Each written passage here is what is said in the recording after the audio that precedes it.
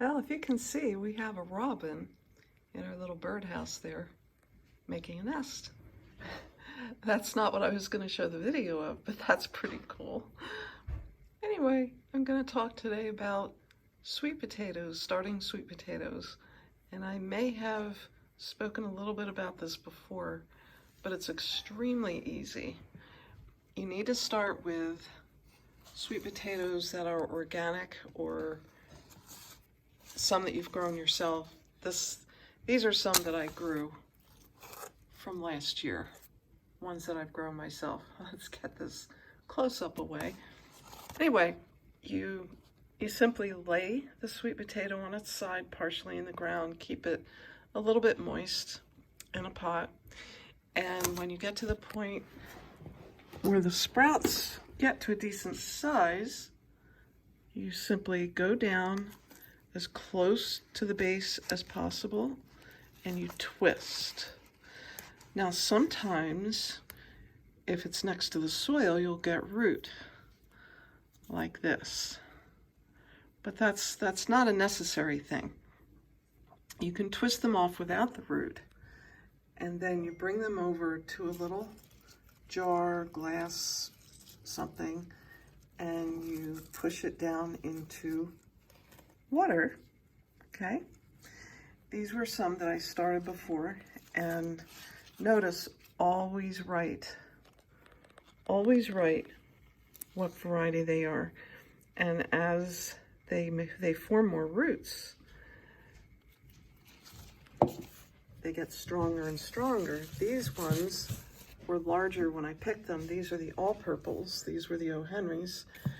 And you can see all the roots. Isn't that amazing? Then from there, you can plant them in cups, unless it's time that you can plant them outside. But it's still too early for me to do that. So you plant them in cups. This was from one that was very tiny, had very little on it. But see, it's perked up, it's rooted, it's growing. And here's one that has grown larger. And here's one that really wants to be in the garden, but it's a little bit too early. So, and when you plant them, you can plant them deep. You can plant them up to the first node. Sweet potatoes are very interesting in that wherever these little nodes are, they will try to put out roots if they're touching the ground. If you're growing them, it's probably better not to let them do that, because you'll get the biggest roots from the ones that are in the ground to start with. And I have found that you can trellis them. As you see, they're like a vine. And actually, they make really nice houseplants that are edible, because these leaves are edible. And so they won't poison your animals, hopefully, if they chew on them, which they shouldn't do. So they're very beautiful. They're just as beautiful as houseplants that are terribly toxic for you. So anyway, this is food, all you never wanted to know. Please share, like, subscribe. This is something that is a free project. This costs absolutely nothing except for the potting soil.